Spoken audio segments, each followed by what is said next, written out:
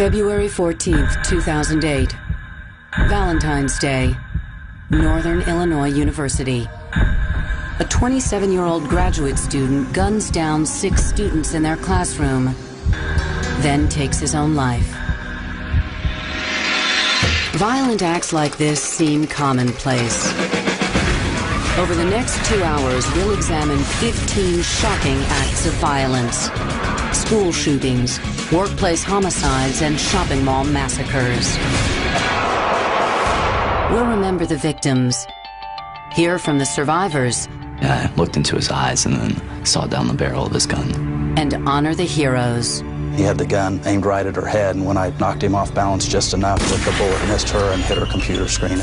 Stories of courage in the face of unspeakable carnage. This is Going Postal, 15 most shocking acts of violence.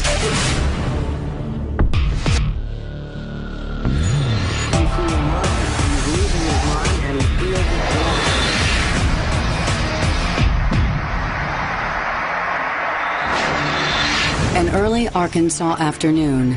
Students and teachers at Westside Middle School in Jonesboro had just finished their lunches. For 5 of them, it would be their last meal. Shocking act of violence number 15. The Jonesboro Middle School Massacre.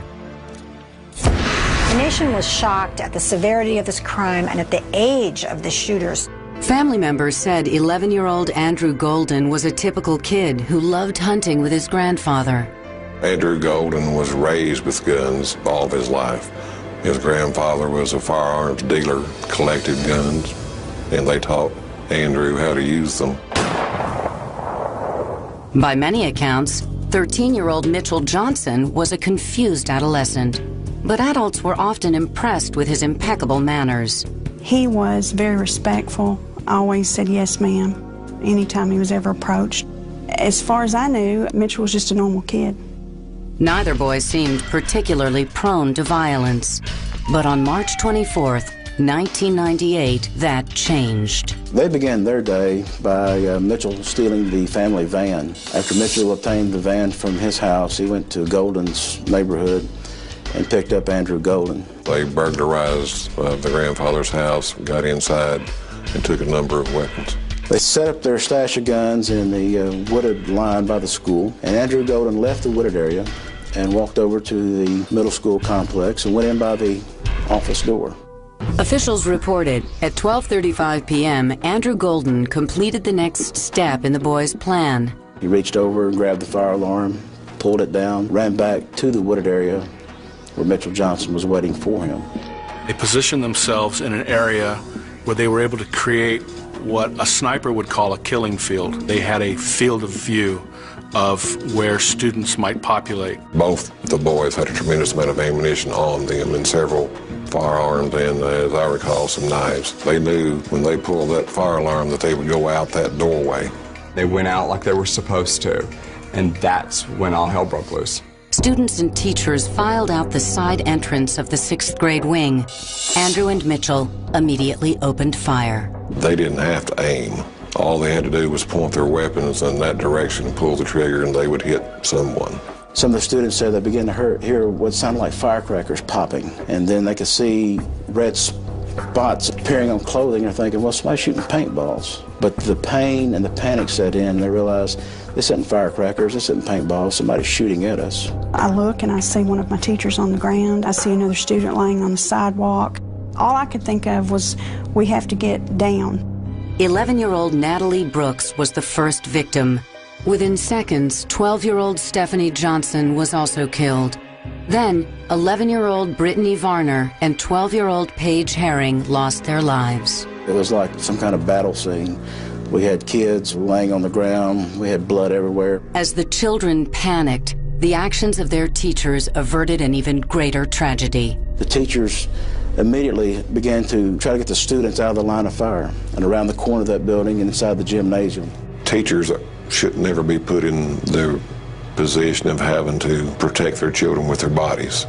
But that's what some of these teachers did, and some of them lost their lives. Teacher Shannon Wright was one such hero. She was a young, energetic, creative teacher.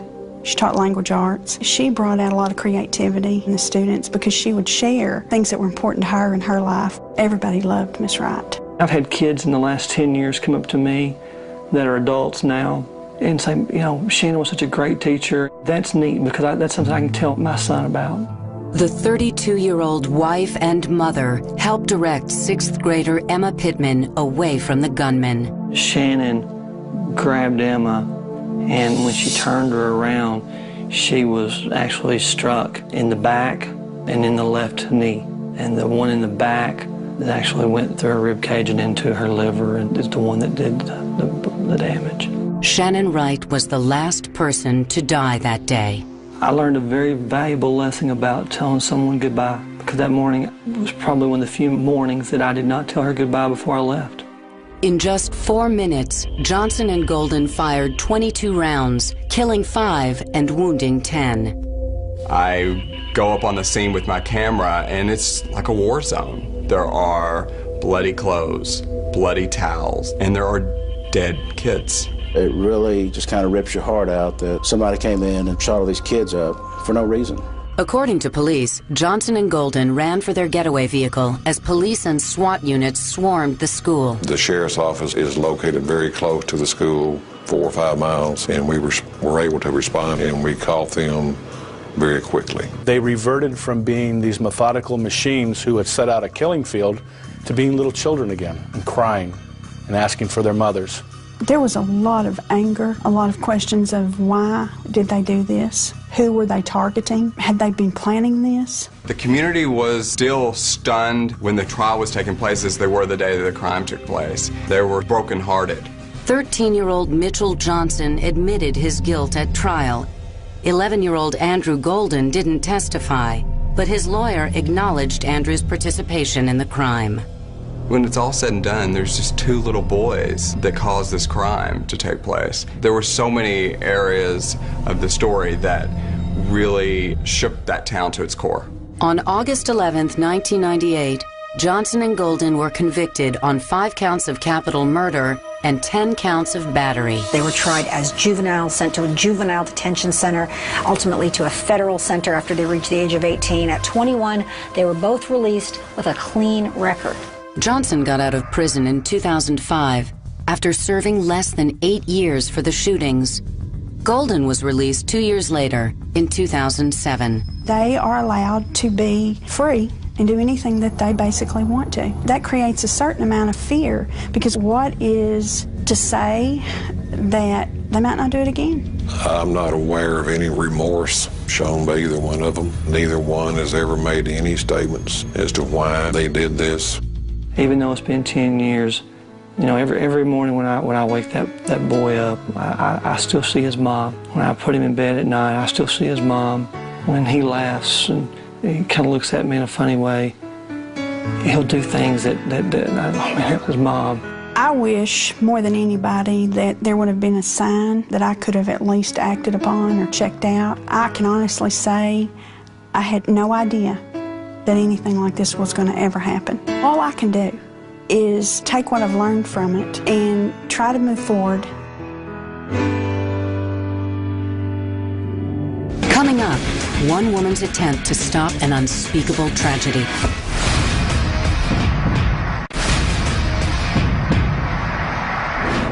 A sanctuary full of worshipers, a man with a gun and a grudge. All that stands between the churchgoers and tragedy is a lone security guard. Shocking act of violence number 14 is the Colorado church shootings. Anyone that has a public meeting place, churches, malls, whatever, they need to have a contingency plan in place. And fortunately for us, for many years, we have prepared for the absolute worst. Well, on December 9th, the absolute worst happened. December 9th, 2007 was the day that Matthew Murray decided to unleash carnage. 24-year-old Matthew Murray lived in the upscale suburb of Inglewood, Colorado, with his parents and his 21-year-old brother. He had a very religious mother who was very strict with him. She would search his room for DVDs and CDs and music to make sure he wasn't listening to anything or watching anything that she didn't approve of. He was feeling rejected, ostracized, a lot of angst for being essentially a prisoner in his own home. As a teenager, Murray enrolled in a Christian outreach program called Youth with a Mission, also known as YWAM. He was the type of person this church was trying to help, but he was also a very troubled person. He was dismissed for some behavioral problems and health problems. That was several years ago. He just never could get past that. 5 years after he was expelled, Murray returned to the YWAM branch in nearby Arvada, Colorado. Instead of a Bible, he carried a backpack full of guns and ammunition. You got a mental health issue and you have a person who's well armed, and that's really a bad combination. Shortly after 12:30 a.m., Murray asked staffers at the center if he could stay the night. When they refused, Murray shot and killed 26-year-old Tiffany Johnson and 23-year-old Philip Krause. 2 more people were injured. The shooter then fled the scene. 12 hours later, on Sunday afternoon, Murray showed up 70 miles south of Arvada at New Life Church. Thousands of families were on the grounds of the Colorado Springs Religious Center. Former Minneapolis police officer Jean Assam was a member of the church.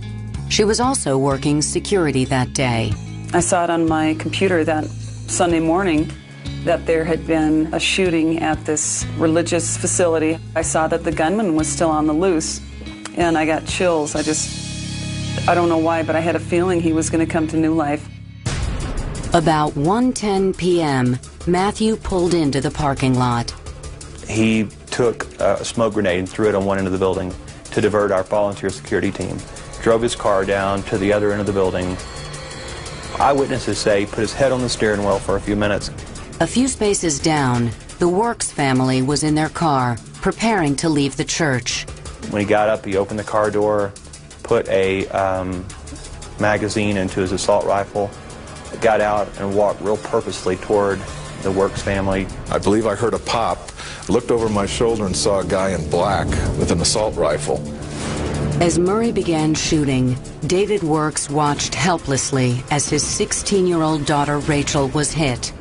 She fell back onto the pavement. I saw him again point the gun and felt my belly rip and fell to the pavement, not having gotten to Rachel all the way. Meanwhile, David's wife Marie witnessed the shooting of another daughter, 18-year-old Stephanie.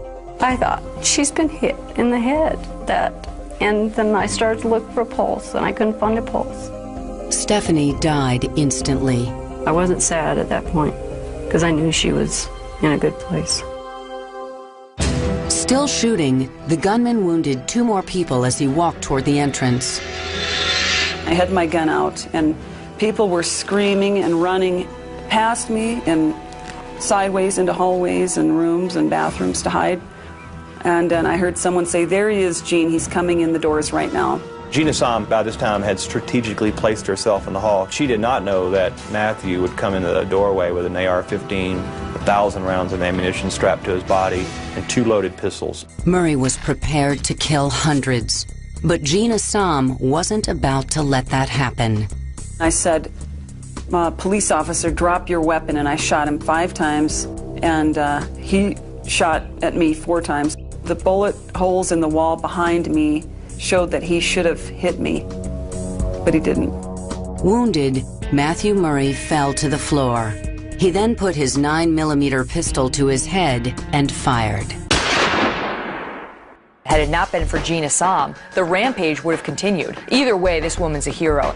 It shows what having someone who's been trained and tested and prepared for the shootout situation, how that can make a difference in saving lives. Jean refuses to take all the credit for her heroic deeds. She has another explanation. As soon as I stepped out from behind cover, I felt just a rock-solid protective shield around me. And I'm not kidding, just like I could feel God. In the aftermath of the killings, investigators determined Murray frequently posted anti-Christian tirades on the internet. Biggest thing is getting schools, campuses, or companies to take it seriously. And what we tell them is if they broadcast it, you believe it. and you take action. We don't live in a culture where we have the luxury of ignoring red flags because of the potential for this kind of serious violence. Two communities struggled with grief and anger. The parents of the two slain girls, Rachel and Stephanie Works, met with the parents of the gunmen at New Life Church. To see the family of the murdered daughters embrace the family of the shooter and ask one another to forgive and ask one another to pray for them, it was pretty amazing. Both families also met Jean Assam. And I'll never forget what Ron Murray said to her. The dad of the shooter looked at her and said, "We're so sorry that our son fired at you, and we want you to know you did the right thing." Up next, stocks, bonds, and bloodshed.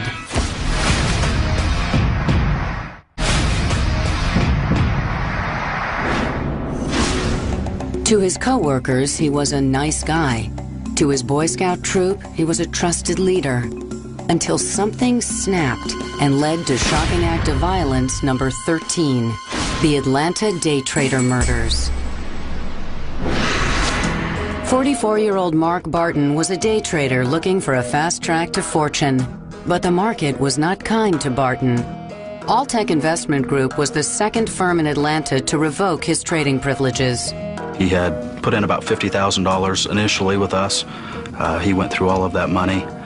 Came back in and replenished his account, so to speak, and over the next few months went through that money as well. He hated the people, he said, that had basically come to cause his destructive end and ruin, and he was out to get revenge.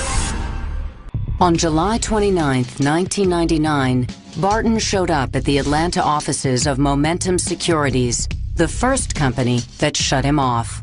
Found the manager of the office and started with him, shot and killed him, and then went around the office basically taking aim at anybody and everybody. But Mark Barton was just getting started. Alltech was right across the street from the scene of Barton's first shooting spree. Office manager Brent Doonan was in the conference room when Barton arrived. He opened the door, poked his head in, and said with a smile on his face, "Come here, you're gonna love this." I excused myself from the meeting, and at that point he pulled up his shirt, pulled out two guns, and just started shooting. The first shot hit me right in the chest, the second one in my right arm, collapsed me to the floor. And then we turned around and walked out. It was a big, long day trading table, and just started going down the line, just shooting one after another after another. Wounded but still conscious, Doonan fought back. He was taking aim at one of our traders, Nell. She was about 4 feet from him, and he had the gun aimed right at her head. And when I hit him, knocked him off balance just enough that the bullet missed her and hit her computer screen instead. He was able to shoot me 3 more times in the back and in the arm. Then I made my escape down the hallway to a service elevator. By the time Brent Doonan was wounded, police and SWAT teams arrived at the scene of the first shooting. Barton managed to elude police. Thus far, we have 9 confirmed fatalities. The person that's been identified as the perpetrator is Mark O. Barton. Barton was on the run. He didn't get far.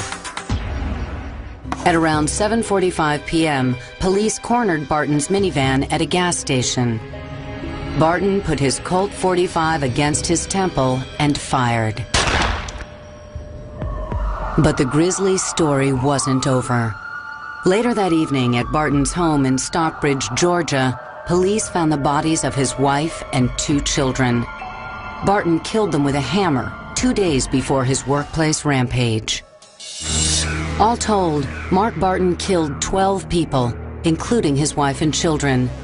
Once you go back and you look at the research on this guy, it starts to sink in that this was a very mentally ill person that, the rest of society didn't really pinpoint. I certainly never saw it. The shooting stunned the nation. But just 4 days after the tragedy, Alltech reopened for business. So we had a crisis management firm that was right above us. They came in immediately after the shooting. We're basically in charge of doing some of the counseling to help our traders kind of cope with what had happened. I sat down with them personally and said, let's talk about, what you can expect. Before you know it, everybody's kind of going over, checking out what the stocks are doing and how their stocks have been, and we got them right back to work. Brent Doonan spent 2 weeks in the hospital recovering from his injuries. On September 29th, he too returned to work. Over the course of the surgeries, they ended up taking a portion of my left lung, a third of my liver, part of my diaphragm, my spleen, and a rib. But everything else is still kicking so far. In 2006, Brent wrote a book about the horrible events of that July day in 1999. You can hit rock bottom, you can pick up the pieces and move on, and ultimately, to me anyway, this is a story of living.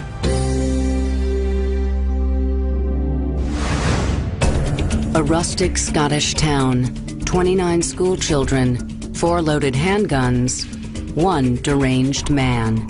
Shocking act of violence number 12 is the Dunblane Primary School shooting. 2005, there were 23 gun murders in Great Britain total. We have 32 a day in the United States. The relative lack of gun violence in the UK makes the events of March 13th, 1996 even harder to comprehend.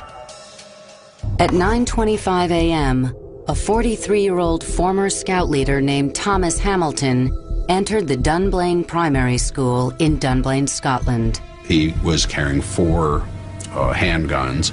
3 of them were 9mm semi-automatic, and another was a revolver. Hamilton made his way to the gymnasium.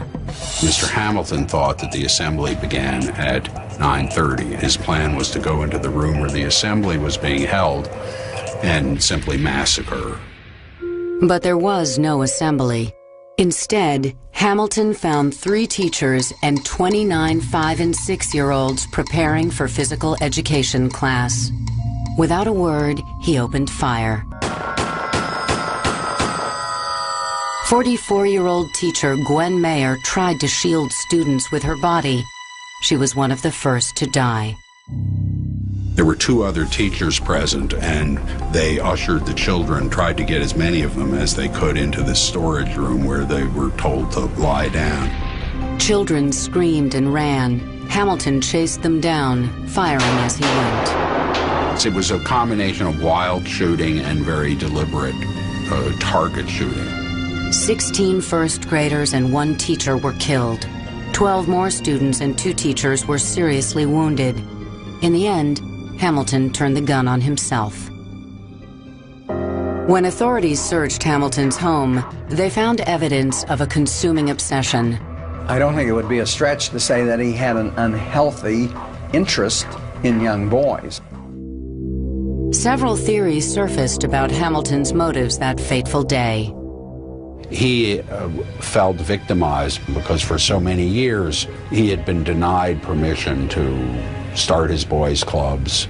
Hamilton grew increasingly enraged, and as a result, he decided to exact revenge. There is no more powerful way to exact vengeance against one's tormentors than by killing their children.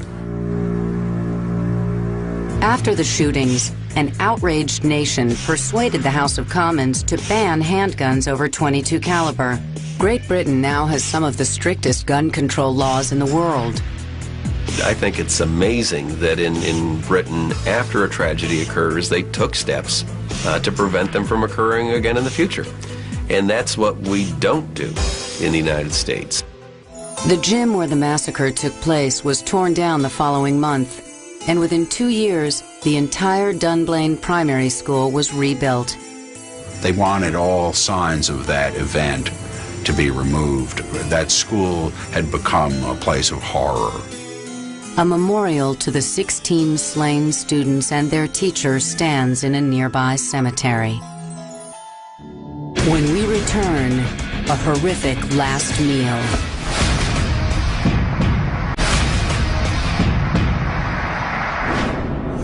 "17-year-old Alberto Leos had just been hired at his first job.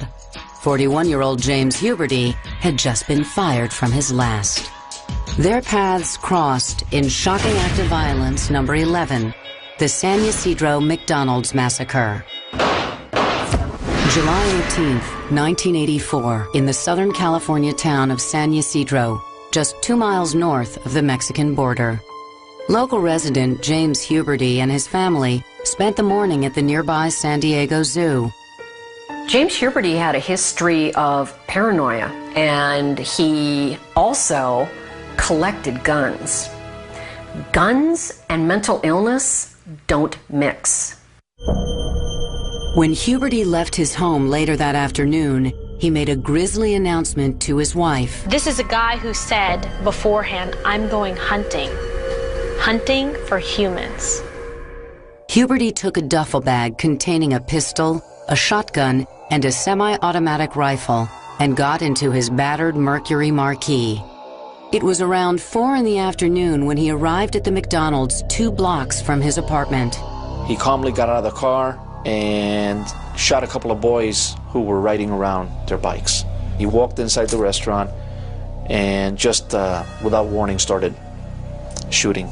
I was working in the back stocking up the freezers, getting ready for the rush hour that comes in. I heard some shots in the front of the McDonald's. That's when I realized that something definitely was wrong. The assault was methodical and relentless. He told everyone to get to the ground, just to lay on the floor. And right away he started killing people up front. Before he was done, Huberty fired more than 300 rounds of ammunition. Those who ran were shot in the back. Those who didn't were shot point blank. At least 4 people were killed outside the restaurant as they tried to escape the carnage. Leos and 3 others hid in a backroom storage area. They were behind the counter as well with me, and they got scared right away, so they kind of ducked to the ground, and they just stood there motionless while he was out front executing everyone. As the smoke cleared, Huberty followed the sound of Alberto's sobbing co-workers. When we looked up, he was just appeared out of nowhere. Right away he started shooting at us. Alberto and his fellow employees were left for dead. My friends were with me, they were killed, and I was shot 5 times, and he ran out of ammunition. And he went to the front to reload. I ended up crawling from where we were hiding. I crawled to the back of the McDonald's, I crawled downstairs, and I crawled into a closet. San Diego police arrived 7 minutes after the shooting started. We had to assume it was some type of robbery that had gone bad. He came out and walked around shooting. Once he went inside, we could not see him very well. That's why it took so long. We couldn't make entry because we didn't know how many suspects were inside. We were waiting for the rest of the SWAT team to respond. This was one of the cases where they sat back and said, we need to very quickly have lethal rules of engagement which enable our officers to very quickly take a life to save a life. From 112 yards away, a police marksman waited patiently for an opening.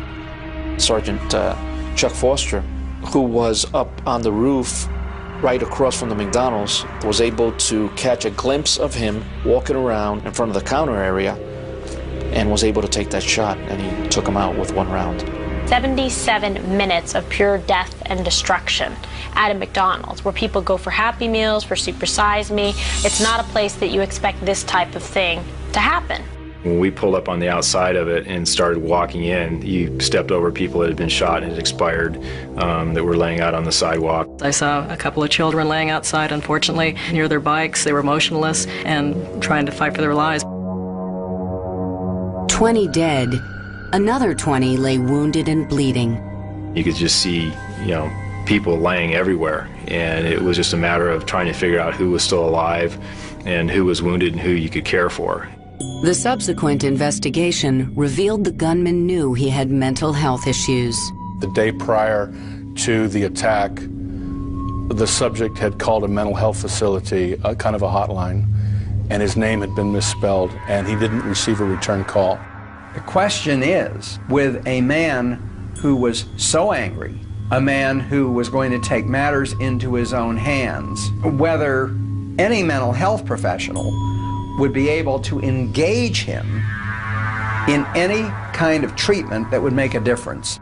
Alberto Leos faced a long road to recovery. I had 5 surgeries to remove the bullets from my arms, my leg, and my stomach. I I went to rehab for a year and a half. I saw a psychologist for a year. It took about 10 years after the incident to finally close the last chapter.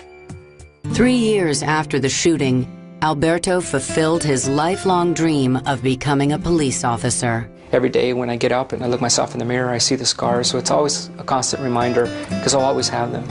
But I'm still real grateful that I'm alive and I'm still living out those goals and dreams that I've had since I was a kid. Coming up on Going Postal, a gunman turns a college campus into a killing field.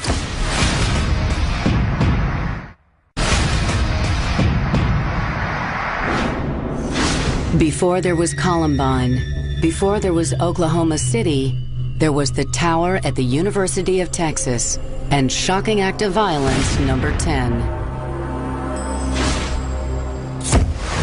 1966 was a year of turmoil in America.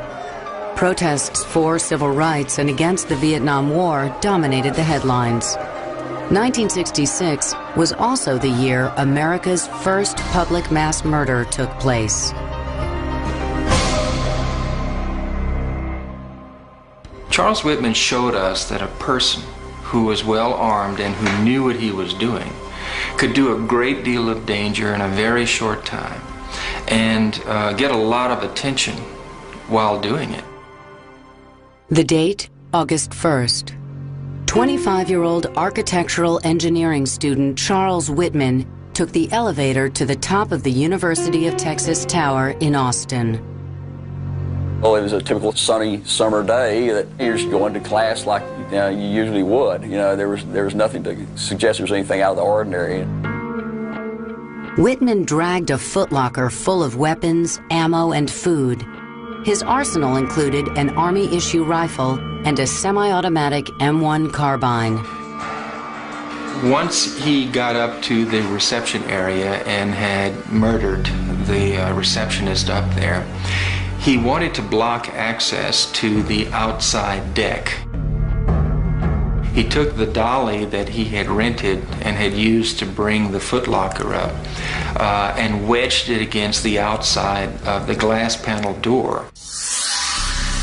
Below him, hundreds of students and civilians milled about the UT campus. Whitman fired his first shot at 11:48 a.m. The bullet struck 18-year-old freshman Claire Wilson, who was 8 months pregnant at the time. The next bullet struck her boyfriend. My parents had left me and gone out of town for a couple of weeks, and they had hired these 2 college kids to come stay with me, and I'd gotten very close to them. And it turns out they were the first 2 people shot by him. And the woman lost her baby, and the guy lost his life. He was shot through the head. Another student was gunned down while eating a sandwich in the front yard of a frat house 5 blocks away.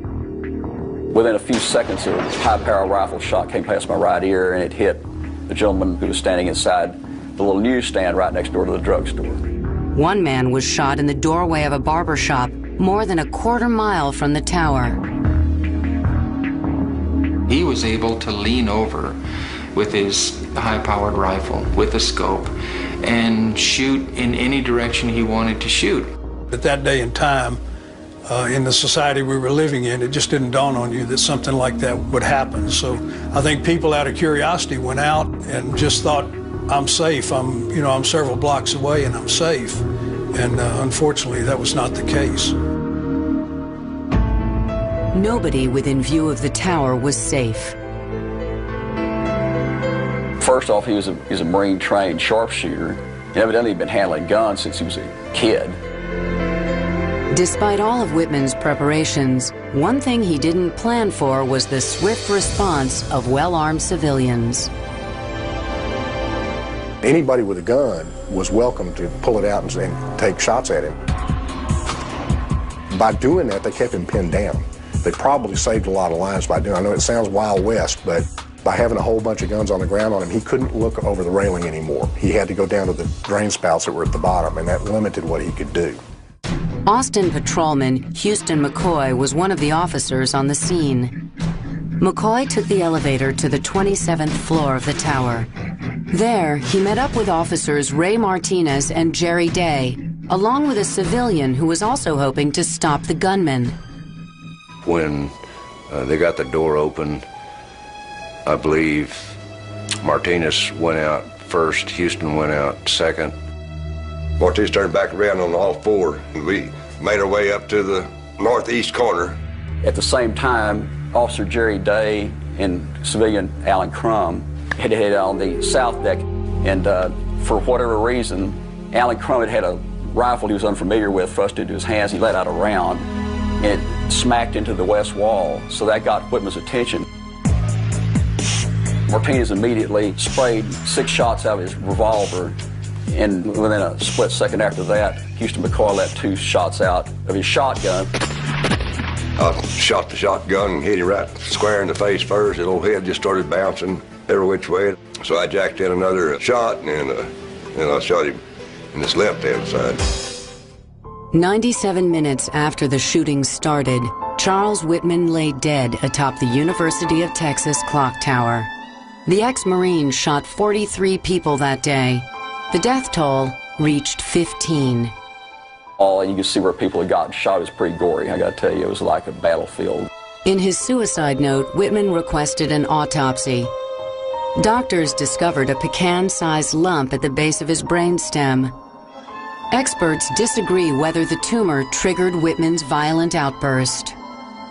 The incident changed the way police departments across the nation operate. Yeah, the University of Texas shooting was sort of the inception, I think, of a lot of the SWAT teams, and understanding that you had to have a whole new way of policing a response to something like this. In 2007, 41 years after the attack, the city of Austin honored 13 people for their bravery in the face of exceptional danger. Everybody should have credit for what they did up there that day. This was something that needed to be done, and it just took all of us. This was it's a pretty big deal. Wasn't no one-man show. When we continue, a speeding train filled with commuters trapped by a gunman with a murderous grudge.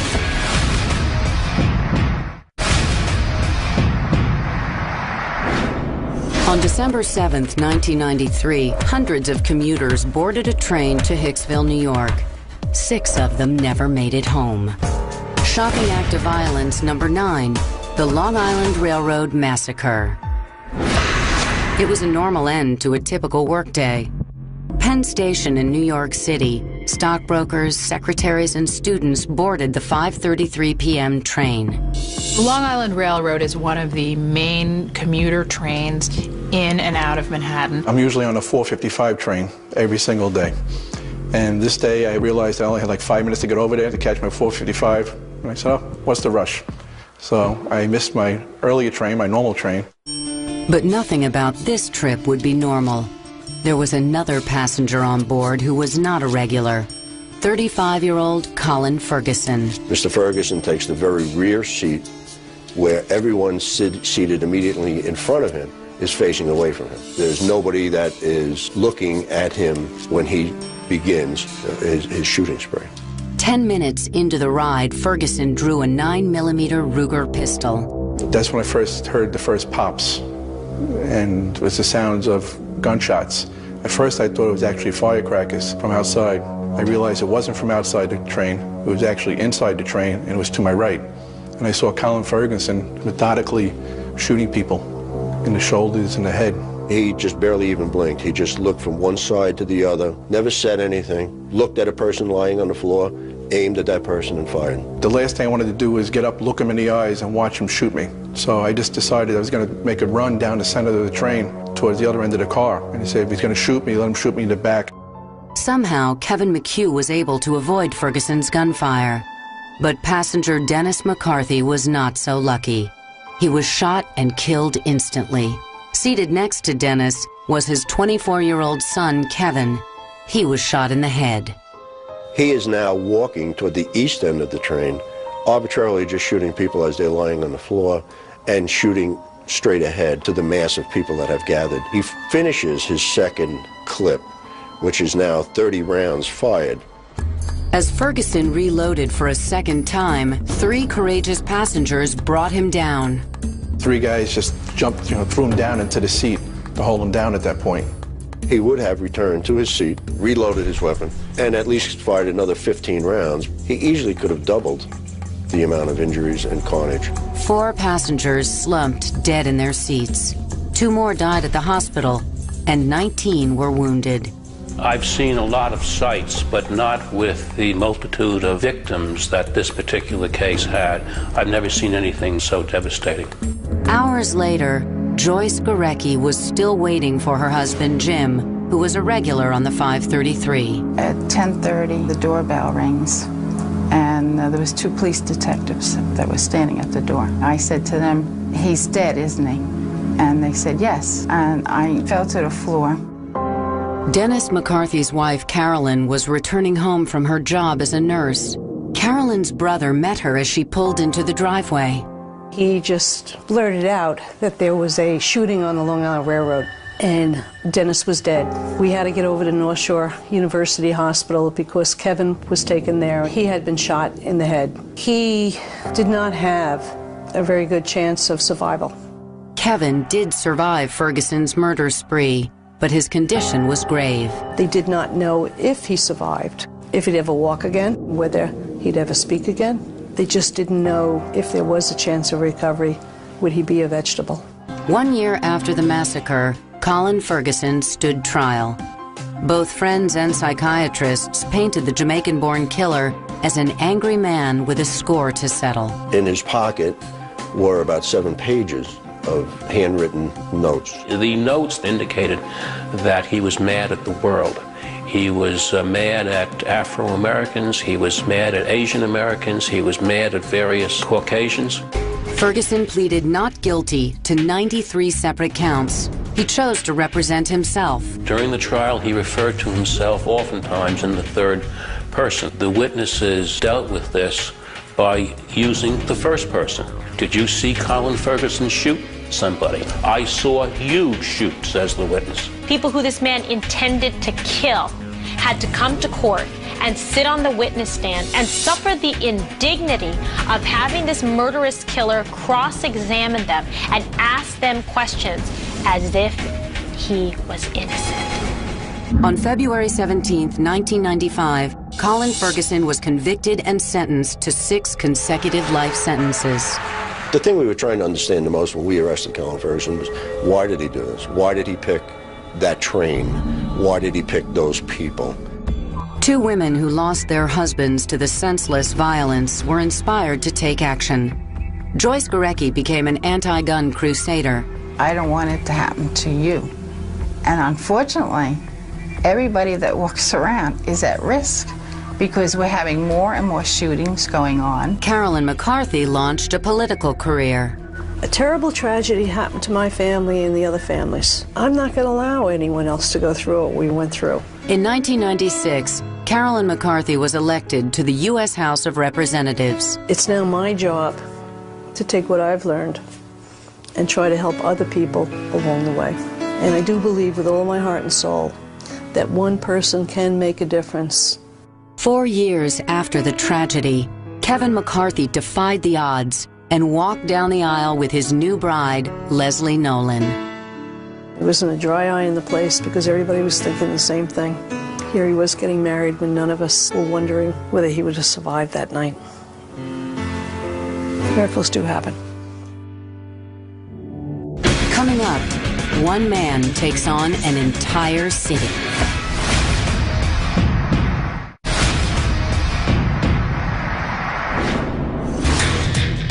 Usually, the perpetrators of violent shooting sprees are men, angry, tormented, disenfranchised. But on rare occasions, the deranged gunman is a woman. Case in point, Random Act of Violence number 8, the Goleta Post Office murders. This was a woman who everyone in law enforcement knew was trouble waiting to happen. Jennifer San Marco began her killing spree around 8 p.m. on January 30th, 2006. She went back to a neighbor's home who she had had previous altercations with and murdered the woman. After she shot Beverly Graham, Jennifer drove across town to her former place of employment, a U.S. Postal Service mail sorting facility. Then she waited. Friends and neighbors and acquaintances reported seeing her sometimes talking to herself. In the workplace, she had altercations with other employees, and in one situation prior to this event, the police had been called and deputies had removed her in handcuffs. That incident back in 2001 landed San Marco in a mental hospital for 72 hours. She eventually left the post office and moved to rural New Mexico in 2003. In August 2006, despite her history of mental illness, San Marco was able to purchase a 9mm pistol at a pawn shop in Grants, New Mexico. Jennifer San Marco filled out the forms, got the gun and ammunition she needed, and then proceeded to carry out her plan. 5 months later, San Marco patiently sat outside the sorting facility in Goleta. Jennifer San Marco obtained access to the mail sorting facility by waiting for a vehicle to pass through the gate. And as that vehicle passed through the gate and the gate opened, she tailgated and was able to just draft right in with the person in front. She shot and killed 2 employees in the parking lot before entering the building. She then was just one step away by getting an ID card to being able to swipe it through the door. Then she goes inside and she starts a one-by-one shooting people. 80 workers were on duty that night. Some frantically dialed 911 as San Marco searched for victims. When police officers entered the building, they found Jennifer San Marco dead from a self-inflicted gunshot wound. 5 post office employees were also dead. A 6th died later from her wounds. It's the deadliest incident by a female shooter in U.S. history. San Marco left no note and apparently spoke to no one about her plans. In so many of these cases, it boils down to a couple of things. 1, the gun laws in this country, and 2, the way we treat people with mental illness. Clearly, what we're doing now to keep dangerous people from getting guns isn't working. And that's because we have so few restrictions. And this postal shooting is another good example. A stolen tank charges through the streets of a U.S. city. A police officer is determined to stop the man behind the controls. A confrontation leaves one of them dead. Shocking act of violence number 7 is the San Diego tank rampage. On the evening of May 17, 1995, a former Army private named Sean Timothy Nelson entered the San Diego National Guard Armory. It was after hours, after 5, evidently, and he was able to get in very easily because there were people working late and left the gate unlocked. The 35-year-old broke into one tank, then another, trying to start the engines. On the 3rd try, Nelson succeeded. Right, he used to be a crew member in the U.S. Army of a tank, so he knew all about tanks. The only fortunate thing was this was not a loaded tank. It didn't have all its missiles and things on board. Nelson drove the 53-ton M60 tank out of the armory and onto the streets of San Diego. I can honestly say it was a parade atmosphere. Everybody was joking and laughing. And then he started mowing down cars and vans, and it wasn't so funny when he started heading for people. The driver barreled across San Diego, targeting everything in his path. Just as I got out of the driveway, he ran over my truck. Yeah. And then he took out the telephone poles over there. Dozens of San Diego cops were dispatched to investigate. How do you stop a tank? And that's basically what the police were faced with. They couldn't. Their only option was to clear the streets ahead of the vehicle until Nelson veered onto the freeway. There were police cars that had stopped traffic on both sides of the freeway, so there was no risk to other human life unless he made it over the barrier and started down again. Police speculate he was heading towards a busy local hospital. It was determined that he was in a lawsuit with the hospital. Some believe that part of his rage was the fact that he had been improperly treated. When the tank became hung up on the freeway divider, police saw an opportunity and took immediate action. That was the police signal to get in there and disarm him. As soon as that happened, the police were out of their cars and they were on top of the tank getting the turret open. Using bolt cutters, 4 San Diego police officers forced open the hatch and found Nelson at the controls. They ordered him to surrender. He didn't comply with the authorities. They tried to beg him to stop the tank, to give himself up. San Diego police officer Rick Piner was left with no option. The decision was made to shoot. And they felt if he had gotten across the way, then he would definitely kill a lot of people. Remarkably, Nelson was the only person killed that day. His 22-minute rampage destroyed 40 vehicles, damaged 6 miles of road, and left thousands of people without power. Tests on Nelson's blood showed he was intoxicated. This is a guy who was suicidal, had been having drug abuse problems, methamphetamine, had lost both his parents in the several years leading up to this incident. 5 weeks after the incident, the San Diego District Attorney found Officer Piner was justified in using lethal force. Coming up, a Texas diner becomes a death trap.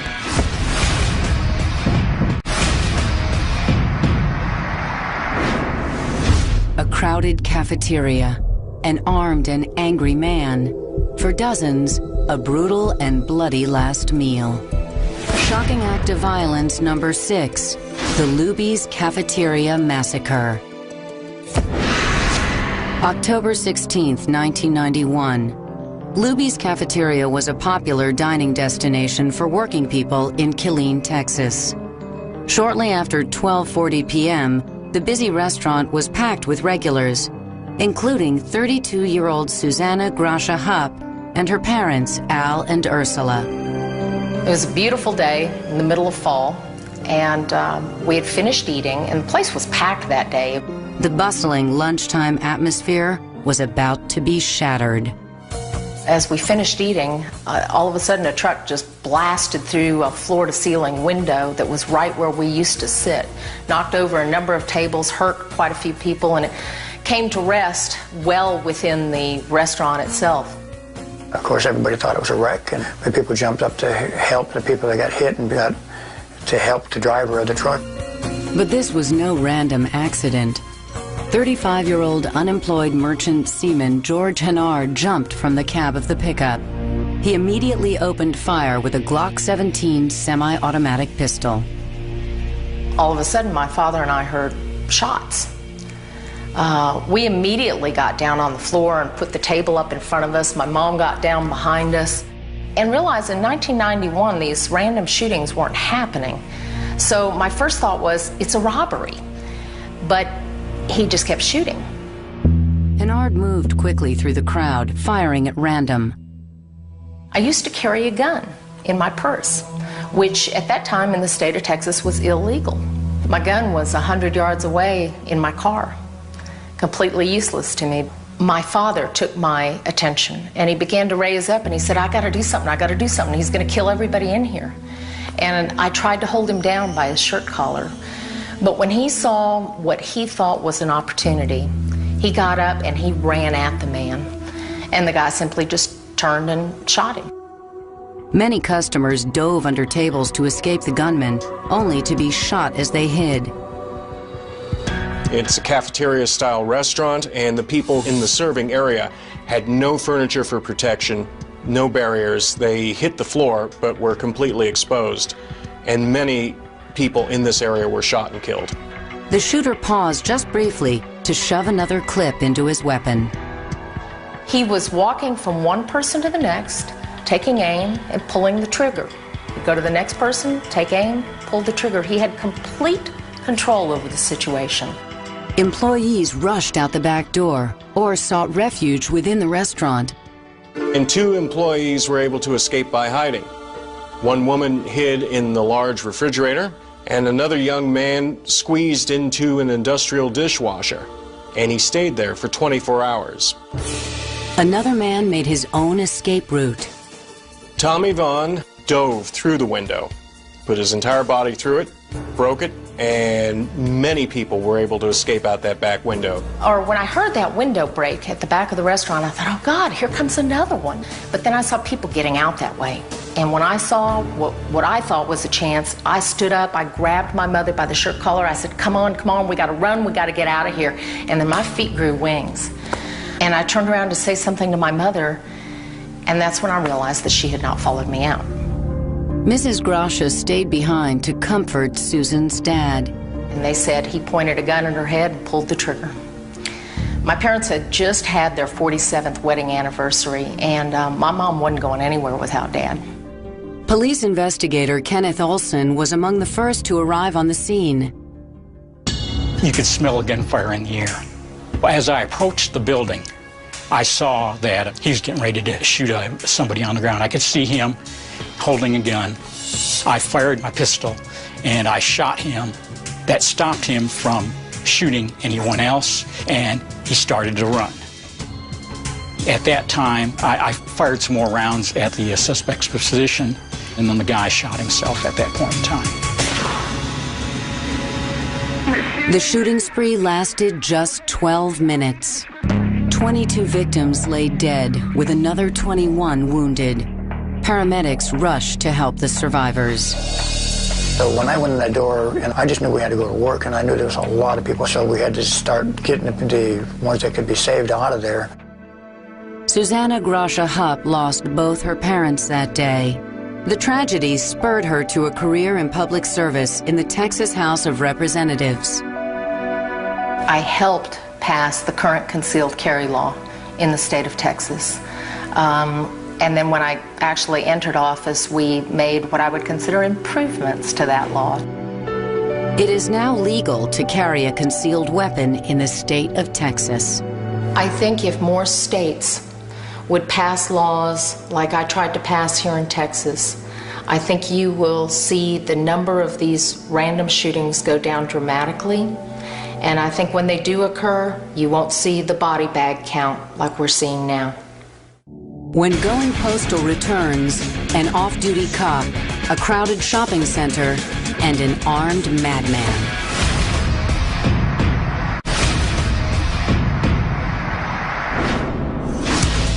Ken Hammond began the evening of February 12, 2007, having a casual meal with his new wife. By the time the night ended, Hammond's courage helped save countless lives. Shocking act of violence number 5. The Trolley Square Mall shootings. Trolley Square Mall in downtown Salt Lake City is a popular shopping center for locals and tourists alike. It's the second busiest tourist attraction in Salt Lake. It's an old trolley hub, and they turned it into a mall. Off-duty police officer Ken Hammond and his pregnant wife Sarita had just finished dinner on the upper level of the mall. Valentine's Day was coming up. We both had to work on Valentine's Day, so I tried to plan a nice Valentine's date. At 6:44 p.m., an 18-year-old Bosnian refugee named Selamun Talovic arrived at the Trolley Square Mall. He came in on the first floor near the Cabin Fever card and gift shop. Selamun Talovic entered Trolley Square with a 12-gauge Mossberg pump-action shotgun with a pistol grip. He also carried a .38 revolver. Within seconds, 3 were dead, and 2 more lay wounded inside the card shop. The first thing I remember seeing is broken glass to Cabin Fever. I looked a little bit more, and then that's when I saw the victims, and I could see a lot of blood. And then I looked up, and then that's when I saw the suspect. The 6-year police veteran spotted a dark-haired teenager in a tan trench coat spraying the mall with gunfire. I instantly knew that there was an active shooter. The shooter was fairly close, and he's coming around the corner, and he did shoot up at us. That's when Ken was pushing us out of the way. I really don't remember drawing my weapon. I was trying to identify myself to the people that were looking at me, who I was and what I was doing. That's the first time that I got scared, is because I didn't know where this guy was going. I'm not familiar with that mall. Hammond's gun held only 8 bullets. Talovic carried hundreds of rounds in his backpack. I had a very limited amount of ammunition in the gun that I was carrying, and I didn't really feel comfortable taking a shot at that distance. So I kind of ran around to the left-hand side of the mall, right directly above Cabin Fever. Talovic noticed Hammond and began firing. And he focused his attention on Sarita and I, and he began to shoot. And I don't know how many times he shot at us, 2 or 3 times. The only thing I remember looking at was the gun. Salt Lake City Patrol Sergeant Andy Oblad was just 3 blocks away when the shooting started. As terrified shoppers fled, Oblad entered the building. He soon ran into Ken Hammond. He saw my uniform and realized I was an officer and wanted to identify himself, so he was yelling, "OPD, OPD." He was holding a gun, but he wasn't pointing it at me. Just the way he was acting, the way he was dressed, for some reason I knew he was an off-duty officer. He kind of flags me down towards him. I felt that at least if I was next to a uniformed officer, the other officers that were responding in wouldn't see me as a threat. Wedding videographer Jaron Dancy managed to record some of the chaos on his video camera. I've always got a camera with me, and I always like to capture things. I start to see the first cop come in, and they're kind of going a certain direction, so I'm thinking that he's over there. And so I keep filming, and then at that point, realize that they've spotted him, they know where he's at. Gunfire's engaging. You can hear by his shotgun blasts, he was shooting at the police. Oblad and Hammond cornered the shooter in Pottery Barn Kids. He seemed very methodical. It seemed like he was determined and had a plan. In the meantime, calls began to flood the 911 lines. Ken's wife, Sarita, was one of the callers. Please let them know that my husband is an Ogden City cop. He's off duty. He does have his gun, and he's out there somewhere. Your husband does? Yeah, he has his badge and gun, but he's off duty, Ogden City. It seemed like forever, especially when you're hearing the gunshots. And knowing that my husband's out there and not knowing who's shooting. Where is it still a shooter? Is that Ken shooting? Is his back up there? Within 3 minutes of the first 911 call, a team of 6 Salt Lake City SWAT officers arrived on the scene. If we had delayed any longer or had decided to set up around the mall, he could have killed close to 100 people. In a stroke of good fortune, they entered the very store where the gunman was trapped. We picked that door going into Pottery Barn Kids. As soon as we entered that door, we could hear the shotgun going off. We didn't think that we were going to be going right into the store that he was. So it was quite surprising. At that point, we didn't realize that Sergeant Oblad or Officer Hammond were inside the mall. So we didn't realize he was shooting at them. We thought he was shooting at more victims out in the hallway. Just 6 minutes after the first shots were fired, Sergeant Josh Sharman and his SWAT team brought Talavik's rampage to an end. When we shot him and he went to the ground and we secured him, what I remember seeing was that he was a kid. And it really blew our minds that we just shot a kid. And to this day, we don't know why. 5 lives were lost that day, in addition to the gunman's. If Sergeant Oblad and Officer Hammond weren't able to encounter him so early into this and change his course, the victim count would have been much higher. Within 3 minutes of receiving the call in our dispatch center, officers had arrived at Trolley Square. And within 6 minutes, we had reports that the suspect was contained. That is an amazing response. I don't mind if people want to refer to me as a hero, but what bothers me is if they single out one guy like Ken because he was off duty, or me because I was one of the first ones there. I can think of 15 or 20 officers that went in the same way I did. We don't get into this line of work for the praises. We don't get in this line of work for the pats on the back. We do it because we like to do it and try to make an impact. Ken is awesome. That's a situation you never want to be put in, but I can't imagine anybody else that would react better in that situation. He's everything to me, so he's my hero. Coming up, a schoolhouse in a quiet community becomes the scene of every parent's worst nightmare.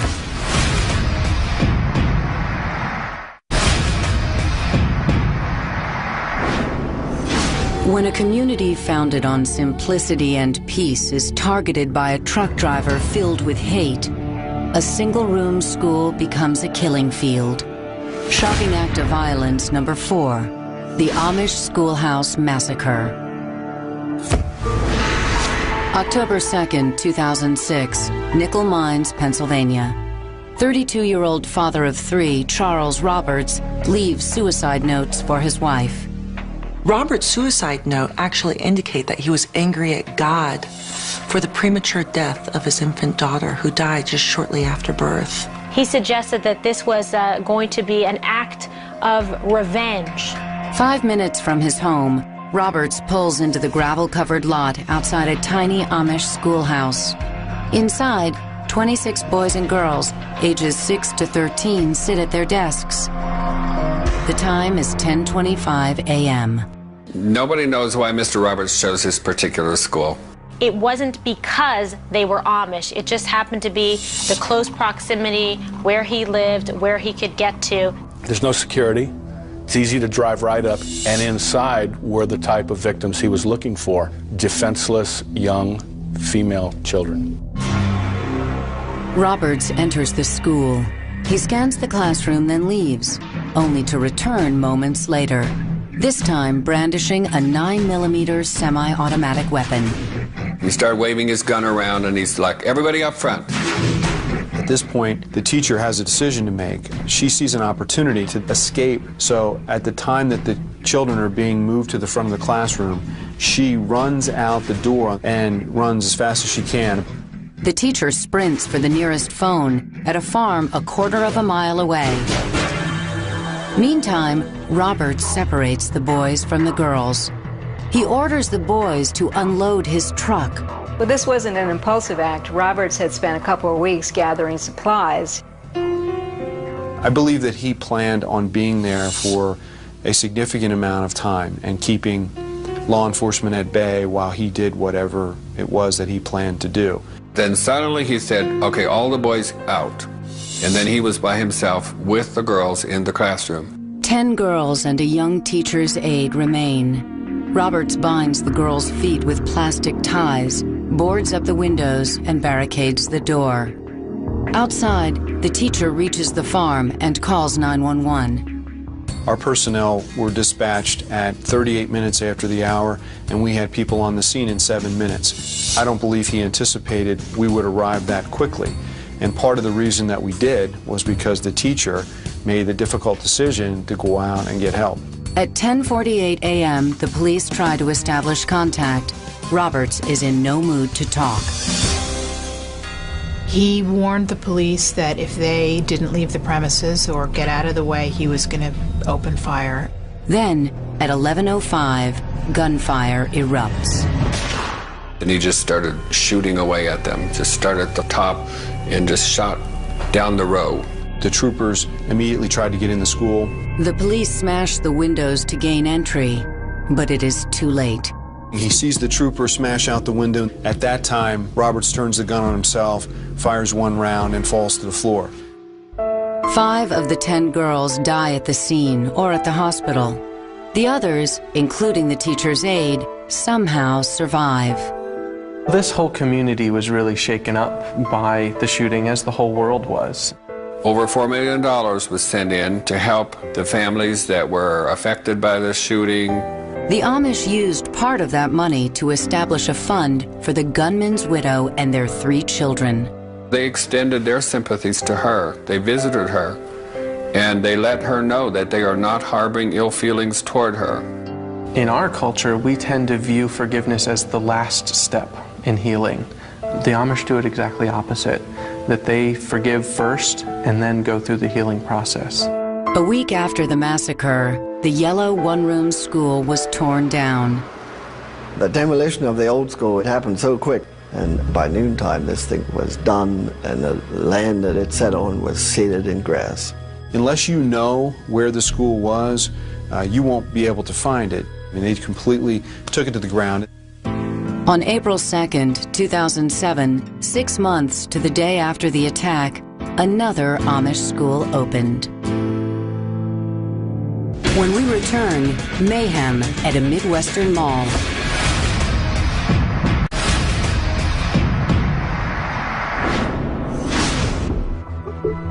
Without hope, without faith, without courage. That's how Robert A. Hawkins' mother described her son to reporters. To his victims, Hawkins showed he was also without pity. Shocking act of violence number 3 is the Westroads Mall shooting. It was early December 2007. Employees and customers at the popular Westroads shopping center in Omaha, Nebraska were caught up in the holiday rush. 19-year-old Robert Hawkins wasn't in the Christmas spirit. He had a history of drug use, a history of mental illness problems. Apparently he was sent for a psychiatric evaluation at one point, but there was very little follow-up. On December 4th, Hawkins stole his stepfather's assault rifle from a closet. The gun was not locked, the gun was not hidden, the ammunition was not kept separately. The next morning, Hawkins left suicide notes for friends and family. She talked about being depressed, he talked about being a burden to people, and claims that he just snapped. Hawkins then drove his 1995 Jeep Laredo 12 miles to the Westroads Mall in Omaha. The 19-year-old entered the mall through the Von Maur department store. He entered the elevator, went straight to the 3rd floor, and when he came out of the 3rd floor, he had an assault rifle. Hawkins opened fire on shoppers and employees. The first frantic 911 call came in at 1:43 p.m. 911, what's your emergency? Hello, 911. There was one person shot on the 1st floor, one person shot on the 2nd floor, and all the other victims were on the 3rd floor. Von Maur's HR manager, Jody Longmire, was one of the people who dialed 911. I am on the 3rd floor. That's where most of the people who have been shot are at. Okay, how many people do you have that are shot there? As far as I can tell, I have 2 to roughly 4. Police and paramedics arrived at the store within 6 minutes of the first phone call. At that time, there was quite a few cruisers pulling up and getting out their assault weapons, so I immediately asked if the scene was secure, and they said that the shooter was still possibly inside. But it was already too late. The gun is laying over by customer service. There's an officer there now. It looks like he might have killed himself. Okay, you see it laying by a gun? I see him laying by a gun. Hawkins' final act was to turn the assault rifle on himself. Shortly after the initial entry was made by the police officers, paramedics were brought in with police and were able to basically triage the situation. What we had here wasn't just a regular shooting, that we actually had very close to a mass casualty. 5 women and 3 men, ages 24 to 65, lost their lives that day. 4 more were seriously wounded. During the event, you're just focused on your job, but later on, you start, seeing the names, seeing the faces, and you're going, oh my gosh, because we all have families. It hits home. And that was what made it even harder. Once you start to get to know the people that passed away, it was just senseless. Up next, incredible stories of those who fought to survive.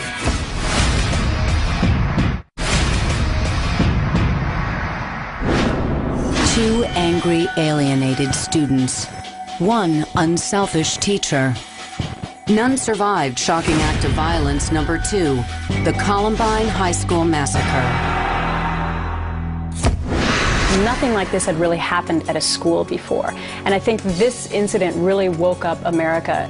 Certain events leave an indelible scar on history, like the events of April 20th, 1999. 11:30 a.m. First lunch period at Columbine High School near Littleton, Colorado. One moment, classmates Richard Castaldo and Rachel Scott were eating on the grass outside the cafeteria. The next moment... They shot me and Rachel at the same time, basically. I was sitting down and I fell backward onto my back, and I felt my, brought the middle of my chest down, start to, go numb. Rachel didn't survive. Columbine students Eric Harris and Dylan Klebold detailed their plans for more than a year in both written journals and videotapes. Why didn't somebody say, well, this is crazy, let's stop? Well, you look at those tapes and you'll know why it never stopped. Because all they did was reinforce each other for every violent suggestion and every violent behavior.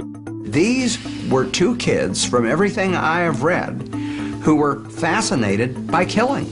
Columbine was not an end state for them. That was the beginning. Their intent was to go on a much larger rampage. It simply didn't play out that way. The morning of April 20th, Harris and Klebold left 2 homemade 20-pound propane and shrapnel bombs in their high school cafeteria. The explosives were set to go off at 11:17. They spent a lot of time planning this out, even so far as to go into the cafeteria and on a 10 or 15 minute basis writing down how many kids were in the cafeteria. And then when the number of kids in the cafeteria got to the highest level, that's when they set their timer to go off. When the bombs failed to detonate, Harris and Klebold decided to investigate. That's when the boys came across Richard and Rachel. One of them, I'm not sure which one, like threw a pipe bomb. It didn't really do what they wanted it to do, I guess, but they started shooting just right after that. 15-year-old Daniel Rohrbaugh died near the stairs. Inside, many students assumed the shooting was some kind of senior prank. But business teacher Dave Sanders immediately recognized the threat. Dave Sanders, at the sound of gunshots and screaming, raced towards the violence and the action, ran into the cafeteria and tried to save students. Due to Sanders' quick thinking, the lunchroom was nearly empty by the time Klebold and Harris entered. There are probably untold numbers of heroic acts where kids acted to save other kids, and adults did the same. As students ran for their lives, Sanders took to the halls, sounding the alarm. Then, in an upstairs corridor near the library, he found himself face to face with the gunman. Sanders turned to flee. Klebold shot him in the back. 60 students and 5 teachers ended up in Doug Johnson's biology lab. Mr. Sanders was brought into the room, carried by 2 teachers, and he had been shot twice, and he was just pouring blood. 911 calls came into police from all over campus. Okay, has anybody been injured, ma'am? Yes. Okay. Yes. And the school is in a panic, and I'm in the library. I've got students down under the table, kids. We need police here. Okay, we're getting them there. Smoke is coming in from out there, and I'm a little okay. The gun is right outside the library door, okay? I don't think I'm going to go out there, okay? In 7.5 minutes, Klebold and Harris executed 10 of their classmates in the library. Then they left to look for more victims. Meanwhile, the students in Mr. Johnson's room tried to keep Dave Sanders alive. We had pulled out his wallet, and we had asked him about the pictures in it, which had his wife, his daughters, and his grandchildren. I think it helped that day, him being surrounded by his students. I know that, I know he felt very loved. Hundreds of police and SWAT team officers surrounded the school as the students began to evacuate.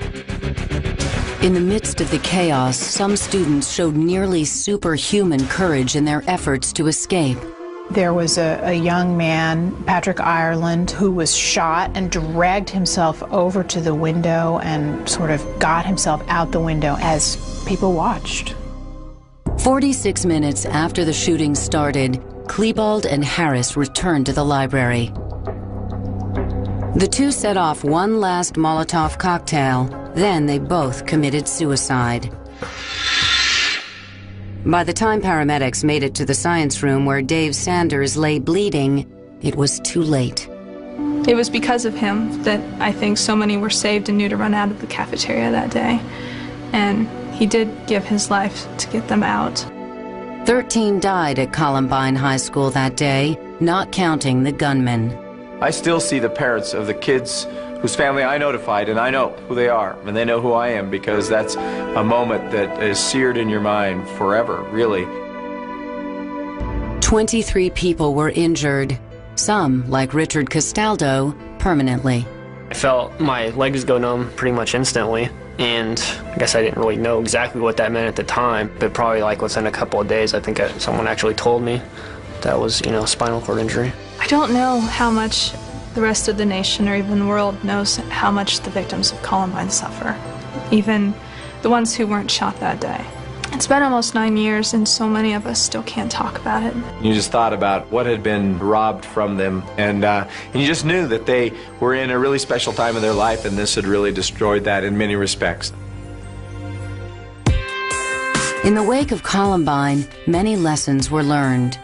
We've set up a Safe to Tell program with a program that is about school safety centers. And it'll really help school districts around the state plan for school safety. All of the disciplines who would normally be called on to respond are now talking about it beforehand. One of the lessons learned there was, hey, we need to bring these groups together in advance, get on the same page and wavelength so that we can effectively respond to a crisis. Coming up, we'll meet one man who stared death in the face.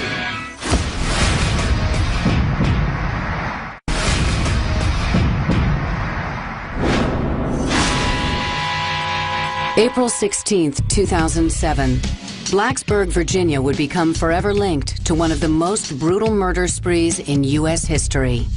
Shocking act of violence number 1, the Virginia Tech Massacre. On the morning of April 16th, biological sciences major Derek Odell didn't want to get out of bed.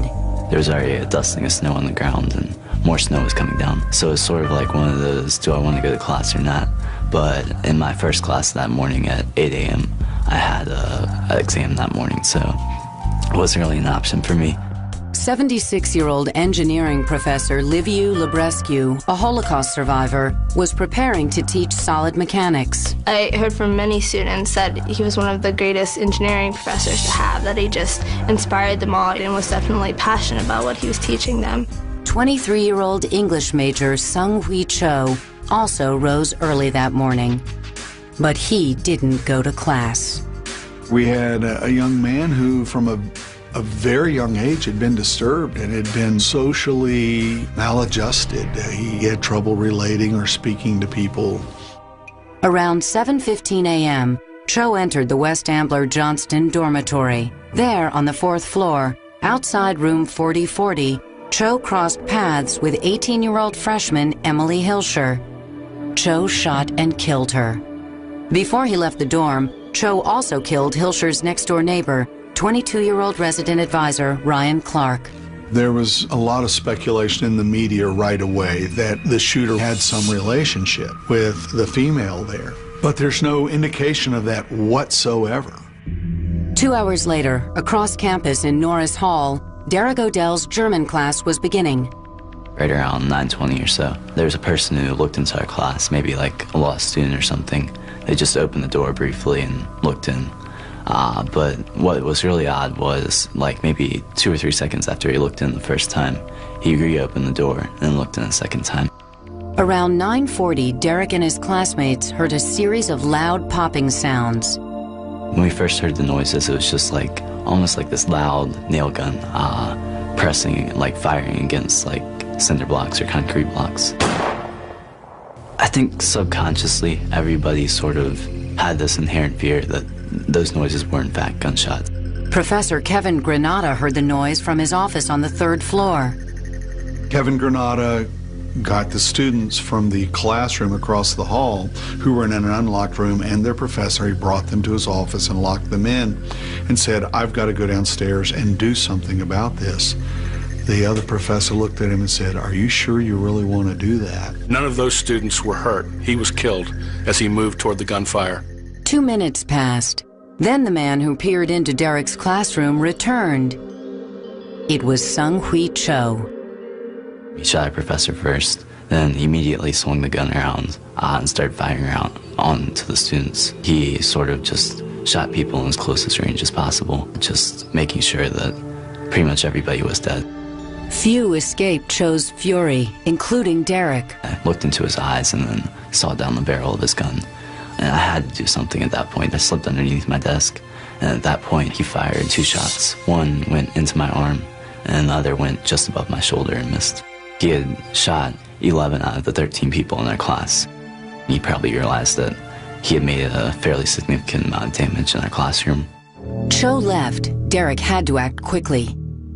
I sort of jumped on top of the desk that I was hiding under and then just sprinted to the front of the classroom as quick as I could. And I threw the door shut because the gunshots were still coming from down the hall, and I figured if I was at the doorway and he came back that there's no way that I'd survive. By this point, 911 calls flooded into local law enforcement. Police raced for the building's main entrance, only to find Cho had anticipated their arrival. He put a chain around the bars that you would push to open the door and lock them shut. So police officers had a difficult time entering the building. So they had to shoot down the doors, and students were there waiting, trying to escape the building. Derek listened helplessly as Cho took the lives of 10 more students and their professor in the intermediate French class next door. 3 other people in the class who were still conscious and able to get up and move around. They were trying to find something to barricade the door with. Pretty much the only option was to put our bodies in front of the door, hold it as long as we could until the police arrived. Across the hall, Professor Librescu and his class heard the gunfire and the screams. There's no doubt in my mind that his experiences during the Holocaust, his desire for freedom, his desire for justice, no doubt influenced how he acted. He heard the gunshots and barricaded the door, put his desk in front of the door and was trying to hold the door shut, and he was instructing students to jump out of the window. And so students were, helping each other out of the window, climbing down the side of the building. 9 students managed to escape before Librescu was shot to death through the door. Then Cho turned his attention back to Derek's classroom. We saw the door handle rotate down, and then almost immediately we felt this force against the door. I think he was a little bit frustrated that he couldn't get into our classroom. After he fired those 3 or 4 shots into our classroom through the door, he sort of just immediately left down the hall. It was speculated that he heard the police sirens or heard police trying to get in the door, and so he got scared and killed himself. But he had enough ammunition where he could have kept going. Investigators estimate Cho fired more than 200 rounds from 2 different semi-automatic pistols. In all, 27 students and 5 teachers lost their lives. The anger, the confusion, it was really difficult for the students, the idea that the shooter was one of them. Days later, thousands of fellow Hokies gathered to mourn at a candlelight vigil. Standing at the top of the hill and looking down, you could just see tens of thousands of little flickering candles in the darkness. I got out of the hospital the day before. My mom had recommended that I attend because it would sort of give me some type of closure. In the weeks after the shooting, the Virginia Review Panel was formed to examine how Virginia Tech responded. The Virginia Review Panel found that Tech really wasn't 100% at fault. They had done things that were questionable, and there are obviously things that could have done better. Could Virginia Tech have been prevented, especially because there was a 2.5-hour gap in time between the first shooting in the co-ed residence hall and later when the 30 additional people were killed? The police investigation revealed many clues that Cho was mentally unstable and obsessed with violence. There were warning signs that Cho Seung-hui was severely and deeply mentally disturbed. So much so that he could not even participate in class. His writings were very bizarre and definitely raised flags, red flags. Following the shootings, Virginia Tech debated the future of Norris Hall, where 30 of the 32 fatalities occurred. There were people who said that it should be torn down. It was a place of unimaginable tragedy, and if it ever opened, it should be transformed quite drastically. The former classrooms are going to be turned into laboratories for high-level research in engineering, science, and mechanics, particularly in biomechanics. The scholars there are doing the research and doing the kinds of things that Kevin Granada had dedicated his life to. These days, the university is still trying to move on. I think since the shooting, my life has changed. I sort of look at every day as a blessing that somehow I survived. That when 5 of my classmates couldn't make it out of my class, I don't take it for granted. If I let the tragedy define me, then it's sort of a way of letting the gunman win. He gets his ultimate wish of not only killing 32 people, but he destroys the lives of those who survived.